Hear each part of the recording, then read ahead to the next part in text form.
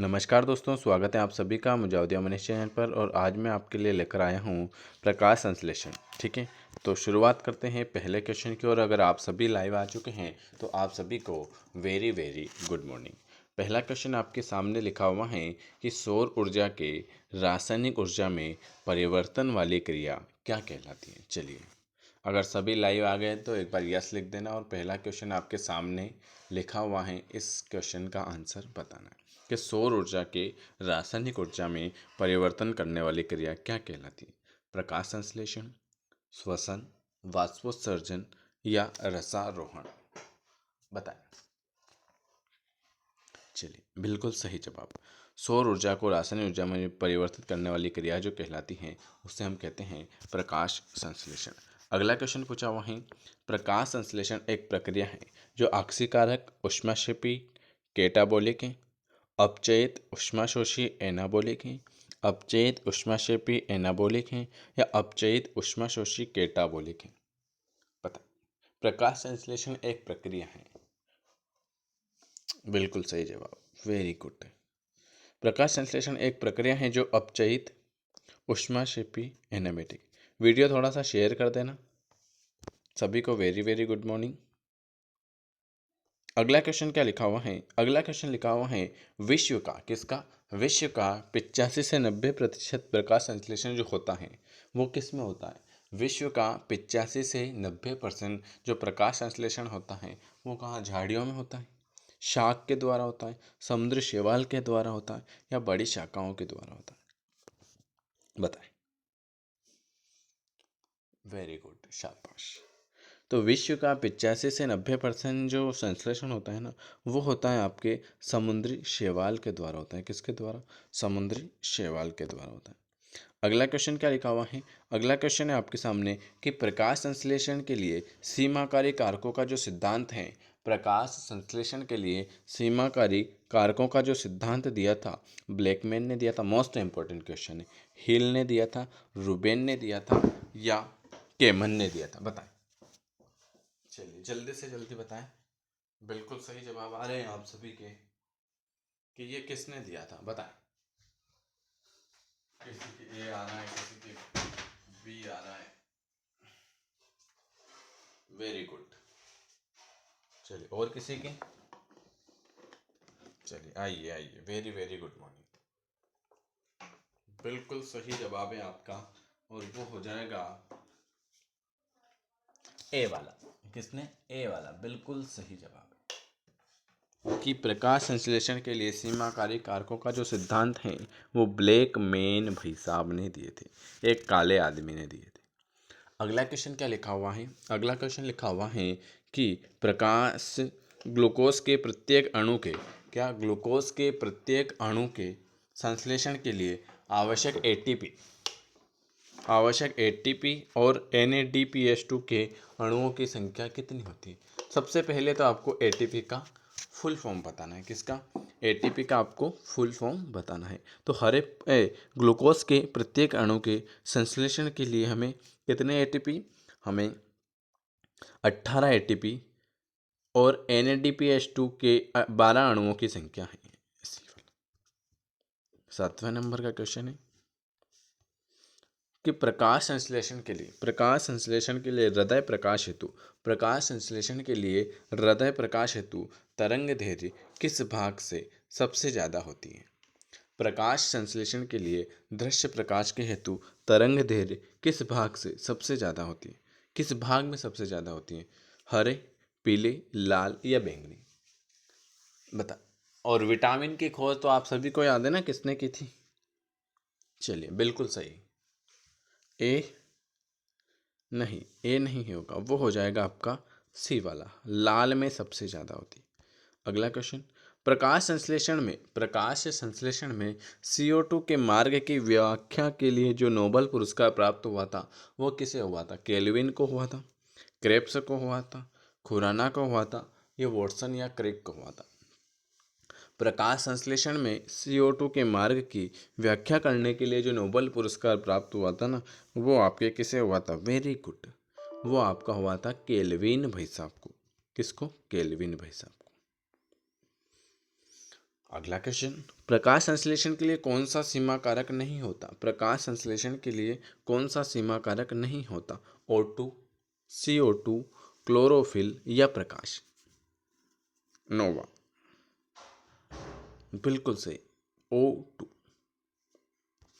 जो भी पहली बार देख रहे हैं लाइक कर देना, शेयर कर देना, सब्सक्राइब कर देना, और अगर हमारे साथ जुड़ना चाहते हैं तो बिल्कुल फ्री ग्रुप है, तो आप इस नंबर पर मैसेज करके ऐड हो जाना 9753749986 पर, तो मैं आपको ग्रुप में ऐड कर दूंगा।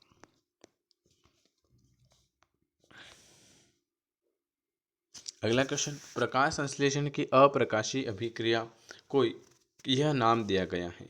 प्रकाश संश्लेषण की अप्रकाशीय अभिक्रिया को यह नाम दिया गया है क्योंकि यह अंधकार में हो सकती है, इन्हें प्रकाश की आवश्यकता नहीं होती है, ये शाम के समय होती है या रात्रि में बिजली के प्रकाश में होती है। बताएं, प्रकाश संश्लेषण की अप्रकाशीय अभिक्रिया को यह नाम दिया गया है क्योंकि यह क्या होती हैं, क्योंकि यह इनमें प्रकाश की आवश्यकता नहीं होती। क्या? इनमें प्रकाश की आवश्यकता नहीं होती।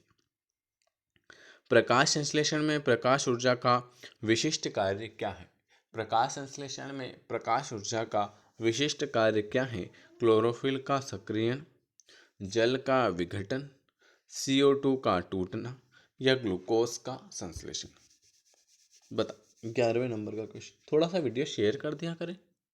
हाँ, सभी को वेरी वेरी गुड मॉर्निंग। कि प्रकाश संश्लेषण में प्रकाश ऊर्जा का जो विशिष्ट कार्य होता है ना, वो होता है क्लोरोफिल का संक्रियण करना। किसका? क्लोरोफिल का संक्रियण करना। अगला क्वेश्चन, C4 चक्र में CO2 क्या होता है? C4 चक्र में CO2 का क्या कार्य होता है? PgA से जुड़ती हैं, PEB से जुड़ती हैं, RUBP के साथ क्रिया करती हैं या RMP के साथ क्रिया करती हैं? C4 चक्र में CO2 का जो कार्य होता है ना, वो क्या होता है? बताएं। Very good.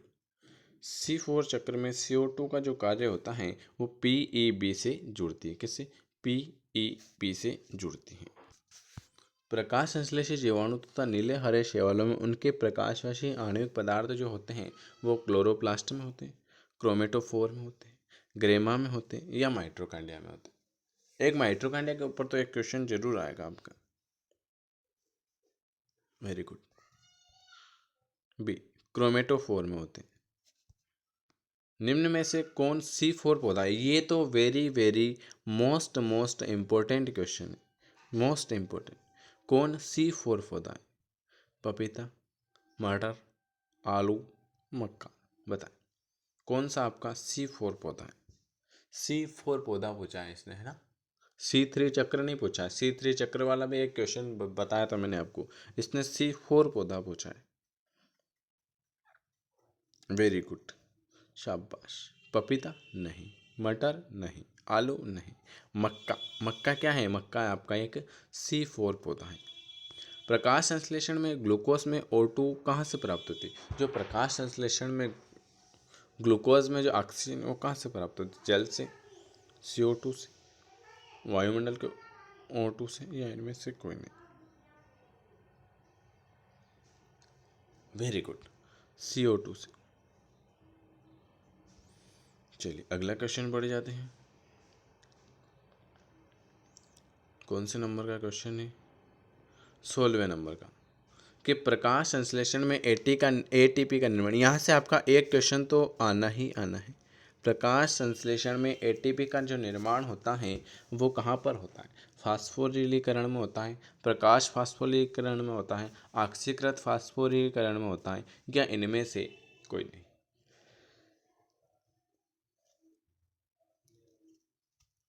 बिल्कुल सही, बी वाला। प्रकाश संश्लेषण में ATP का जो निर्माण होता है वो प्रकाश फास्फोरिलीकरण में होता है। 17वें नंबर का जो क्वेश्चन है कि प्रकाश संश्लेषण के दौरान CO2 व जल दोनों का ऑक्सीकरण होता है, CO2 व जल दोनों का उपापचय होता है, CO2 का ऑक्सीकरण व जल का उपापचय होता है, या CO2 का अपचयन व जल का ऑक्सीकरण होता है? ये सब आपके मोस्ट IMP ही क्वेश्चन है, ठीक है? अधिकतर प्रकाश संश्लेषण के दौरान क्या होता है? वेरी गुड, 17वें नंबर का। तो प्रकाश संश्लेषण के दौरान CO2 का अपचयन होता है व जल का क्या होता है? जल का ऑक्सीकरण होता है। अगला क्वेश्चन, ट्रॉपिकल पौधे जैसे गन्ना CO2 स्थिरीकरण की अधिक दक्षता प्रदर्शित करता है केल्विन चक्र के द्वारा, हेच व स्लेक चक्र के कारण, EMP मार्ग के कारण या TCA चक्र के कारण। 18वें नंबर का क्वेश्चन, बिल्कुल सही, वो होता है आपका हेल व स्केल चक्र के कारण। 19वें नंबर का क्वेश्चन पूछा हुआ है, क्लोरोफिल ए का जो संरचनात्मक सूत्र है वो कौन सा है? मोस्ट IMP क्वेश्चन है ये, छत्तीसगढ़ PNST और राजस्थान एम्स में पूछा हुआ क्वेश्चन जो आपकी नर्सिंग की एग्जाम होती है।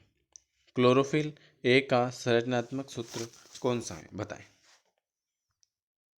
मोस्ट इंपॉर्टेंट क्वेश्चन है, 19वें नंबर का क्वेश्चन। वाह, ABC बिल्कुल सही। देखो C35, चलो ये तो गलत हो गया। 55 ये भी गलत हो गया। C55 H72O5N4 Mg। 20वें नंबर, कौन सा वर्णक जल में घुलनशील है? वेरी गुड, कौन सा ऐसा वर्णक है जो जल में घुलनशील है? Chlorophyll, carotene, anthocyanin, xanthophyll. बता कौन सा ऐसा वर्णक है जो जल में घुलनशील है? 20वां question, ABC very good. Anthocyanin ऐसा वर्णक है जो कई में घुलनशील है? जो आपके जल में घुलनशील है। प्रकाश संश्लेषण की प्रकाश अभिक्रिया जो पाई जाती हैं, प्रकाश संश्लेषण की प्रकाश अभिक्रिया जो पाई जाती हैं वो ग्रेनमा में पाई जाती हैं, स्ट्रोमा में पाई जाती हैं, एंडोप्लाज्मिक रेटिकुलम में पाई जाती हैं या कोशिका द्रव्य में पाई जाती हैं। आपसे क्या पूछा हुआ है? प्रकाश संश्लेषण की प्रकाशीय अभिक्रिया है वो किस में पाई जाती है? वेरी गुड, वो जो पाई जाती हैं वो आपकी ग्रेमा में पाई जाती है। वेरी मोस्ट इंपॉर्टेंट क्वेश्चन, प्रकाश फास्फोरिलीकरण क्रिया की खोज किसने की थी? प्रकाश फास्फोरिलीकरण क्रिया की जो खोज है केल्विन ने की थी, आर्गन ने की थी, प्रिस्टले ने की थी। बताएं किसने की थी? प्रकाश फास्फोरिलीकरण क्रिया की जो खोज है वो किसने की थी? बताएं जल्दी से जल्दी। A, B, C और एक और ऑप्शन दे दो, D। तो आप सभी ने बताया है प्रकाश फास्फोरिलीकरण की जो क्रिया है वो आर्नर भाई साहब आ गए थे, उन्होंने की थी। अगला क्वेश्चन है, अगला क्वेश्चन क्या पूछा हुआ है? अगला क्वेश्चन आपके सामने पूछा हुआ है कि प्रकाश संश्लेषण में कार्बन के मार्ग की व्याख्या के लिए केल्विन में से कौन सा रेडियोएक्टिव समस्थानिक प्रयोग किया? बताएं। वेरी गुड, कौन सा समस्थानिक प्रयोग किया गया? 23वें का नंबर का क्वेश्चन, वो किया गया था आपका C14। अगला क्वेश्चन ये लो, प्रकाश संश्लेषण में O2 जल के प्रकाशीय अपघटन से उत्पन्न होती हैं, यह सिद्ध किसने किया था? 24 के प्रकाश संश्लेषण में O2 जल के प्रकाशीय अपघटन से उत्पन्न होती हैं, यह किसने सिद्ध किया था? 24वें नंबर का क्वेश्चन आ गया आपके सामने। ये रूबेन व कामेन ने, रॉबर्ट मेयर ने, M केल्विन ने या ब्लैकमैन ने? वेरी गुड, ये किया था आपके रूबेन व कामेन ने। प्रकाश संश्लेषण का दो प्रकाश तंत्र सिद्धांत किसने दिया था? मोस्ट इंपोर्टेंट क्वेश्चन, प्रकाश संश्लेषण का दो प्रकाश तंत्र सिद्धांत किसने दिया था? हील ने, ब्लैकमैन ने, इमर्सन ने या आर्नर ने? 23वें नंबर का क्वेश्चन है और 25वें नंबर का क्वेश्चन 25, बिल्कुल सही, 25वें नंबर का वो होगा मैट्रिक्स ने। प्रकाश संश्लेषण की अंधकार अभिक्रिया, प्रकाश संश्लेषण की अंधकार अभिक्रिया जो होती हैं वो होती हैं आपकी किस में? मैट्रिक्स में होती। और प्रकाश संश्लेषण का दो प्रकाश तंत्र किसने दिया था? 25वें नंबर का क्वेश्चन है। 25वें नंबर का आपका हो जाएगा सी वाला, इमर्सन ने। और 26वें नंबर का क्या हो जाएगा, ये 25वें नंबर का प्रकाश संश्लेषण का 2 प्रकाश तंत्र दिया था आपके इमर्सन ने। और प्रकाश संश्लेषण की अंधकार अभिक्रिया जो होती हैं वो स्ट्रोमा में होती हैं। चलिए ये बताएं, जब पायरुविक अम्ल के एक अणु के अनाक्षी श्वसन से लैक्टिक अम्ल बनता है तो उसमें कितने एटीपी अणु की हानि होती है? 3 एटीपी की अणु की हानि, 6 की हानि, 2 का लाभ, 4 का लाभ। जब मोस्ट इम्पोर्टेंट क्वेश्चन है, जब पायरुविक अम्ल के एक अणु के अनाक्षी श्वसन से लैक्टिक अम्ल बनता है तो क्या होता है, बताएं। वेरी गुड, ए, बी, उस पे न तो 4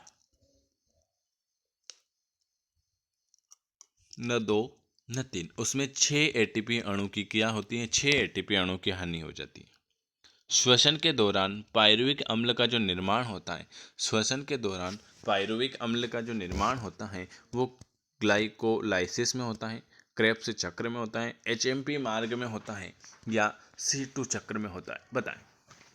वीडियो क्या है कि शेयर कर दिया करो, लाइक कर दिया करो, सब्सक्राइब कर दिया करो, है ना। बिल्कुल सही जवाब है। और किसी का? Very good. श्वसन के दौरान पायरुविक अम्ल का जो निर्माण होता है ग्लाइकोलाइसिस में होता है। क्रेब्स चक्र, देखो ये मैंने आपको पढ़ा रखा है और ये आ चुका है। क्रेब्स चक्र जो होता है C3 क्रेब्स चक्र बताया था। क्रेब्स चक्र अगर याद हो, क्रेब्स चक्र जो होता है डिक्टियोसोम में होता है, माइट्रोकांडिया मेट्रियस में होता है, लाइसोसोम में होता है, या अंत प्रद्रवी जालिका में होता है। और ये PNST 2013 और 2007 2 बार पूछा हुआ है। क्रेब्स चक्र जो होता है ना, क्रेब्स चक्र जो होता है वो आपके माइट्रोकांड्रियल मैट्रिक्स में होता है। किसमें? माइट्रोकांड्रियल मैट्रिक्स में होता है। ग्लाइकोलाइसिस व क्रेब्स चक्र के मध्य कौन सी कड़ी? ग्लाइकोलाइसिस व क्रेब्स चक्र के मध्य कौन सी कड़ी है? सिट्रिक अम्ल, एसिटाइल CoA, सक्सिनिलिक अम्ल, ऑक्सेलो एसोटेनिक अम्ल, बताएं। ग्लाइकोलाइसिस व क्रेब्स चक्र के मध्य कौन सी कड़ी है, बताएं। ये ए आ रहा है, किसी के बी आ रहा है। वेरी गुड, बिल्कुल सही जवाब, वो होती है आपकी एसिटाइल CoA। अगला क्वेश्चन, ग्लाइकोलाइसिस का जो लक्षण है, किसका? ग्लाइकोलाइसिस का जो लक्षण है वो प्रोटीन व ग्लूकोज में बदलना, ग्लूकोज का फ्रक्टोज में बदलना, स्टार्च का ग्लूकोज में बदलना, या ग्लूकोज का पायरुविक अम्ल में बदलना। ग्लाइकोलाइसिस का जो लक्षण है वो क्या है?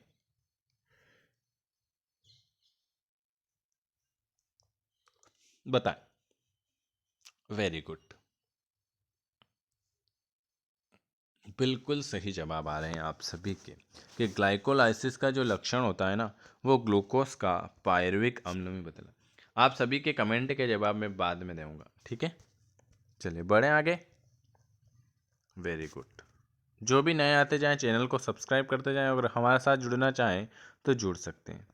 हमारा अगला क्वेश्चन आपके स्क्रीन पर दिख गया होगा और ये हैं आपके, इसका आंसर सही बताने पर आप जीत सकते हो 5 पैसे। कितने? 5 पैसे। क्रेब्स चक्र के सेक्रिनेट्स स्तर पर हटने वाले हाइड्रोजन परमाणु ग्रहण किए जाते हैं।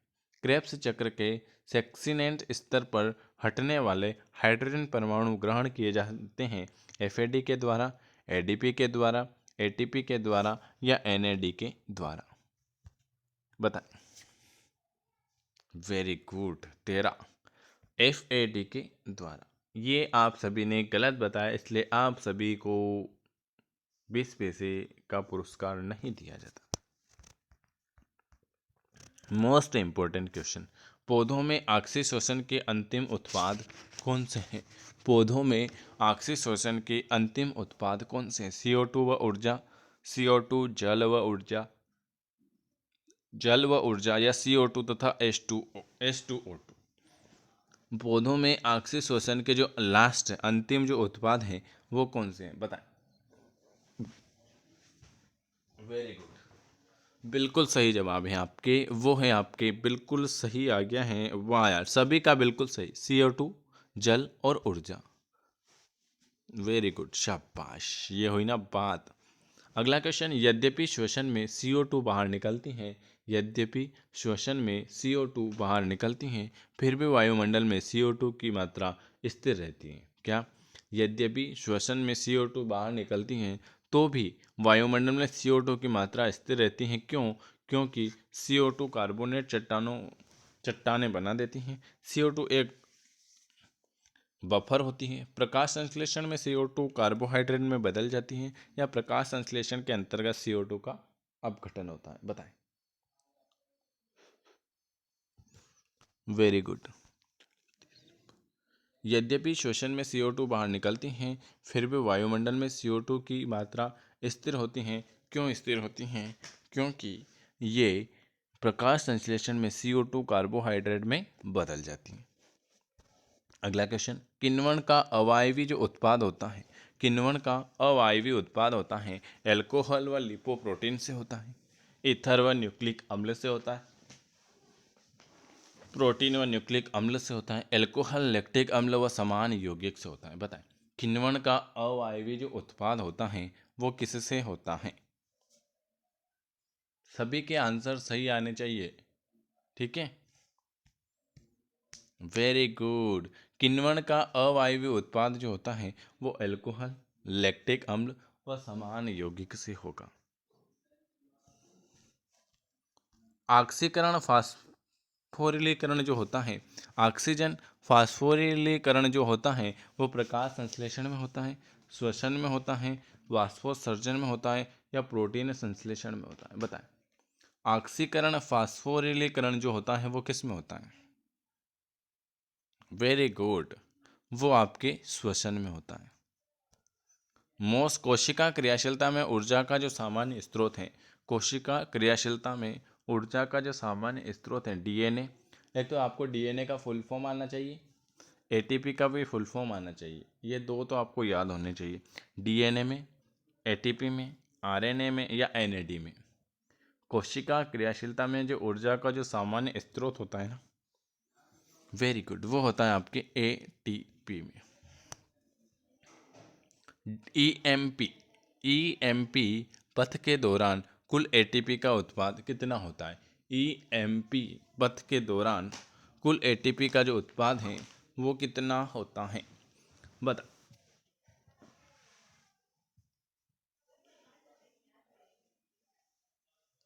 Very good.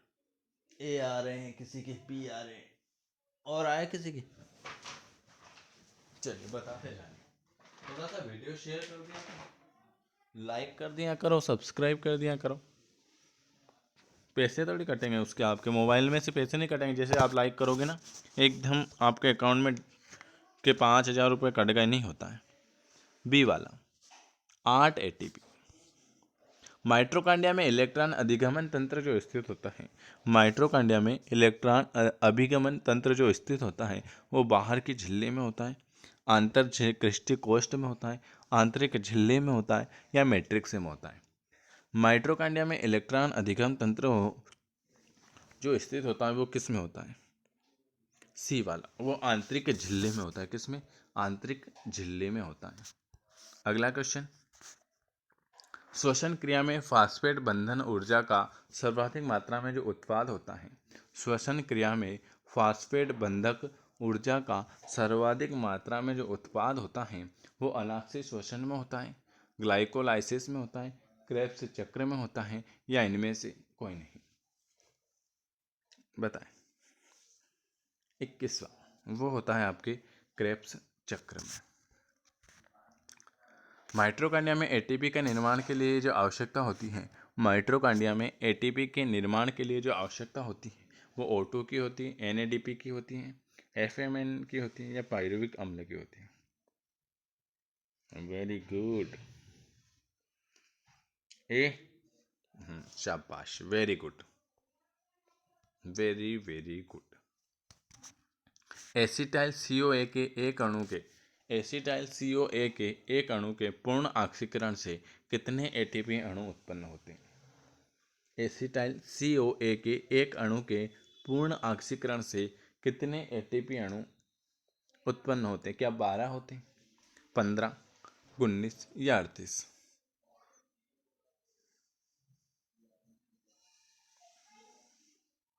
वेरी गुड, वो होते हैं आपके 12 ATP। श्वसन की विभिन्न अवस्थाएं जो नियंत्रित रहती हैं, श्वसन की विभिन्न अवस्थाएं जो नियंत्रित रहती हैं, ऑक्सीजन के द्वारा, शुगर के द्वारा, एंजाइम के द्वारा, काइनेटिक के द्वारा। बता 23वें नंबर का बिल्कुल सही, ए वाला 12। श्वसन की विभिन्न अवस्थाएं जो नियंत्रित रहती हैं वो किसके द्वारा होती हैं? वो होती हैं आपकी एंजाइम के द्वारा। अगला क्वेश्चन, प्रकाश संश्लेषण तथा श्वसन में एटीपी का जो संश्लेषण है एक ऑक्सीकरण अपचयन अभिक्रिया होती है जिसमें ऊर्जा मुक्त होती है ऑक्सीजन से, फाइट्रोक्रोम से, साइट्रोक्रोम से, इलेक्ट्रॉन से। बताएं। वेरी गुड, प्रकाश संश्लेषण तथा श्वसन में एटीपी का संश्लेषण एक ऑक्सीकरण अपचयन अभिक्रिया होती है जिसमें जो ऊर्जा मुक्त होती हैं वो आपके इलेक्ट्रॉन्स में होती है। किसमें? इलेक्ट्रॉन्स में होती हैं। Very very good. अगला क्वेश्चन, थोड़ा सा शेयर करो। पायरुविक अम्ल, ये पायरुविक अम्ल वाला एक क्वेश्चन आपकी एग्जाम में जरूर आएगा। पायरुविक अम्ल के एक अणु के पूर्व ऑक्सीकरण में निकले एटीपी अणुओं की संख्या कितनी है? 2, 8, 15 या 30? सी वन 15। अगला, साइटोक्रोम किस में सहायता करता है? साइटोक्रोम आपके किस में सहायता करता है? ग्लूकोज के ऑक्सीकरण में, ऊर्जा की विमुक्ति में, इलेक्ट्रॉन के परिवहन में या वृद्धि में? साइटोक्रोम है वो किस में सहायता करता है? वेरी गुड, वो जो सहायता करता है वो आपके इलेक्ट्रॉन के परिवहन में करता है। अगला क्वेश्चन, प्रकाश व प्रकाश संश्लेषण दोनों के लिए जो आवश्यकता होती है, प्रकाश व प्रकाश संश्लेषण दोनों के लिए जो आवश्यकता होती हैं वो कार्बनिक ईंधन की होती हैं, साइटोक्रोम की होती हैं, सूर्य के प्रकाश की होती हैं या कार्बन बंधकों की ऊर्जा की होती है? बता। श्वसन व प्रकाश संश्लेषण दोनों के लिए जो आवश्यकता होती है ना, वेरी गुड, वो आवश्यकता होती है आपकी साइटोक्रोम की होती है। सार्वभौमिक हाइड्रोजन ग्राही, मोस्ट इंपॉर्टेंट क्वेश्चन, सार्वभौमिक हाइड्रोजन जो ग्राही हैं वो कौन सा है? एटीपी, एफएनपी, सीओए या एनएडी? सार्वभौमिक हाइड्रोजन ग्राही जो होता है 29वें नंबर का, वो होता है आपका NAD। क्या होता है? NAD। अगला क्वेश्चन, ETS में अम्ल अंत में इलेक्ट्रॉन जुड़ता है, ETS में अंत में जो इलेक्ट्रॉन जुड़ता है वो साइटोक्रोम से जुड़ता है, H2 से जुड़ता है, O2 से जुड़ता है या HO2 से जुड़ता है? जो भी पहली बार देख रहे हैं, अगर वीडियो उनको पसंद आता है तो लाइक करना है, शेयर करना है, सब्सक्राइब करना है और हमारे अगर फ्री ग्रुप में ऐड होना है तो इस नंबर पर मैसेज करके ऐड हो जाना 9753749986 पर। चलिए बताएं। ETC में अंत में इलेक्ट्रॉन जो जुड़ता है ना, इलेक्ट्रॉन जुड़ता है वो जुड़ता है आपके O2 में। किस में? O2 में। इसके अलावा आपको एक 200 रुपये का एक पेन स्टिक का एक मटेरियल आ रहा है। अगर आपको अच्छे से तैयारी करनी है तो आपको इसमें आपका पूरा अच्छे से तैयारी हो जाएगी। 200 रुपये में क्या क्या मिल रहा है? सबसे पहले तो आपको, अगर आपके पास हो या नहीं हो तो आपको NCERT तो पढ़ना ही पढ़ना है। तो सबसे पहले तो आपको मैं इम्पोर्टेंट चीज़ दे रहा हूँ, NCERT 11वीं 12वीं की फिजिक्स, केमिस्ट्री और बायोलॉजी। यहाँ से आपके 50% क्वेश्चन आते हैं। PNST के ओल्ड पेपर में से भी क्वेश्चन आते 2007 से 2019 तक के। उसके बाद 1500 क्वेश्चन एक बना रखे सारे सब्जेक्ट की, 500 क्वेश्चन एक है आपके बायोलॉजी की। अरिहंत की बुक के आपके बायोलॉजी जूलॉजी की क्वेश्चन है। इसके लिए आपको मात्र 200 रुपये का पेमेंट करना है। इसके लिए आप गूगल पे, फ़ोनपे, पेटीएम किसी से भी पेमेंट करके स्क्रीनशॉट भेज सकते हो। ये मात्र ऑफर है 15 तारीख तक का। 15 से 20 तारीख तक का ये ऑफ़र है, तो जिनको लेना है ले लेना, नहीं तो उसके बाद ये जो 50% छूट है ये 200 के फिर बाद में 400 हो जाएंगे। तो जिनको भी लेना है अभी ले लेना, अभी समय है तो पढ़ भी लेना, बाद में लोगे है ना, बाद में भले 200 में भी ले लोगे तो इतना नहीं पढ़ पाओगे। इसलिए अगर लेना है, अगर मन बनाया है कि सर लेना ही है तो जल्दी ले लेना, बाद में लेने से कोई भी मतलब नहीं है, क्योंकि बाद में मैंने इतना मटेरियल दिया है कि आप ये 1 महीने में नहीं पढ़ पाओगे, और इसको आपको 1 महीने में पढ़ना है, ठीक है। क्योंकि यहीं से आपके पीएनएसटी के क्वेश्चन बनते हैं। क्यों बनते हैं? क्योंकि हमको तो अनुभव है, कितने ही साल हो गए आपको पढ़ाते पढ़ाते, है ना, बहुत सिलेक्शन हो गए, तो हमको पता है कि किस तरह से कहाँ से क्वेश्चन पूछ रहे। तो आपको सबसे ज़्यादा एनसीईआरटी पर ध्यान देना है, ओल्ड पेपर पर ध्यान देना है ना। इसके बाद जो भी हमने क्वेश्चन निकाल रखे, जिनको लेना है ले लेना, और जिनने पहले 100 रुपये में 1500 क्वेश्चन ले लिए उनको मात्र खाली 100 रुपये का पेमेंट करना है। उसके अलावा हमारे फ्री क्लासेस चली रही हैं डेली सुबह 6 बजे से रात की 11 बजे तक, ठीक है। चलिए अगला क्वेश्चन पर बढ़। अगला क्वेश्चन है ईटीसी में अंत में इलेक्ट्रॉन जो जुड़ता है, ईटीएस में के अंत में जो इलेक्ट्रॉन जुड़ता है, तीसरे नंबर का तो बता दिया होगा, वो जुड़ता है आपके O2 में। अगला क्वेश्चन क्या पूछा हुआ है? अगला क्वेश्चन, ग्लूकोज के एक अणु के पूर्ण ऑक्सीकरण से जो ऊर्जा प्राप्त होती है, ग्लूकोज के 1 ग्राम अणु के पूर्ण ऑक्सीकरण से जो ऊर्जा प्राप्त होती है वो कितनी होती है? और कोई भी समस्या हो तो आप इस नंबर पर मैसेज करके पूछ सकते हैं। ये व्हाट्सअप ग्रुप है, बिल्कुल फ्री नंबर है, तो आपको जिनको भी ऐड होना है ऐड हो जाना। चैनल को यार सब्सक्राइब नहीं करते हो ना, तो लाइक करते हो ना शेयर करते हो। बिल्कुल सही, 31वें नंबर का वो हो जाएगा आपका बी। अगला क्वेश्चन, किण्वन, मोस्ट इंपॉर्टेंट क्वेश्चन, किण्वन क्या ऑक्सी श्वसन है, कार्बोहाइड्रेट का अपूर्ण अपचयन है, कार्बोहाइड्रेट का पूर्ण ऑक्सीकरण है, या इनमें से कोई नहीं? किण्वन आपका क्या है? 32वें नंबर का क्वेश्चन। 50 क्वेश्चन अपन आज यहाँ कंप्लीट कर लेते हैं, है ना। 8 क्वेश्चन और बचे हैं। 32वां ए वाला, किण्वन आपका एक अनाक्सी श्वसन है। क्या है? अनाक्सी श्वसन है आपका किण्वन। दिन के समय हरे पौधे CO2 नहीं छोड़ते, क्यों? दिन के समय हरे पौधे जो होते हैं वो CO2 नहीं छोड़ते हैं, क्योंकि वे इनका उपयोग प्रकाश संश्लेषण में करते हैं, श्वसन नहीं करते हैं, बहुत धीमा श्वसन करते हैं, या CO2 संग्रहित करते हैं। बता, दिन के समय हरे पौधे CO2 नहीं छोड़ते हैं, क्यों नहीं छोड़ते हैं? क्योंकि वह इसका उपयोग प्रकाश संश्लेषण में करते हैं। अगला क्वेश्चन, यीस्ट किण्वन के लिए किस प्रकार का एंजाइम का स्त्राव करता है? यीस्ट किण्वन के लिए किस प्रकार के एंजाइम का स्त्राव करता है? इन्वर्टर्स, जाइमेस, डिहाइड्रोजिनेम, या एनालिसिस? वेरी गुड, 34वां, और वो होगा आपका बी वाला, जाइमेस। अगला क्वेश्चन, किण्वन का अंतिम उत्पाद जब शर्करा कच्चे माल के रूप में प्रयुक्त होता है, किण्वन का अंतिम उत्पाद जब शर्करा कच्चे माल के रूप में प्रयुक्त होता है, तो अल्कोहल व एसिडिक एसिड, CO2, अल्कोहल व CO2, या अल्कोहल? बिल्कुल सही, सी वाला, अल्कोहल व CO2। वेरी वेरी गुड, आप सभी के बिल्कुल सही जवाब। बढ़ते हैं अगले क्वेश्चन पर।